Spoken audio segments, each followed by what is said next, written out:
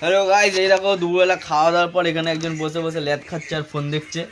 কি না বাইক কিনবে, তো বাইকের কি কি MT-15 একটা বাইক দেখেছে, সেই বাইকটা কেনার জন্য ওখানে বসে কিরম ঝিমাচ্ছে দেখো। অর্ধেক মুরগি হয়ে গেছে আর আমাদের খাওয়া দাওয়ার পরে এখানে সব বসে একটু ল্যাদ খ্যাদ খাচ্ছি। ওদিকে ম্যানেজার বসে আছে, ম্যানেজার এদিকে পাত্তা দেবে না এখন।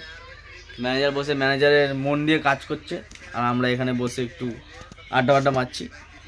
একটু পরে খাওয়া দাওয়া করেছি, এখনো পর্যন্ত গুছানো হয়নি জায়গা, নুন পড়ে আছে নিচে। আর হচ্ছে গিয়ে চশমা পরে একটু আগে তো দুর্ঘটনা ঘটে যাচ্ছিল, ওর সাথে বেঁচে গেছে। বাথরুমে গেছিলাম, তার আগে ও ঢুকেছিল, সবে মানে রেডি হয়েছে আর আমিও পৌঁছে গেছিলাম টাইমে। তারপরে দুর্ঘটনাটা ঘটার থেকে নিজেকে বাঁচিয়ে নিল, বললো না থাক, বাড়িতে মুখ ফুক দেখাতে হবে, মান সম্মানের ব্যাপার, সেই জন্য বেঁচে গেল আজকে।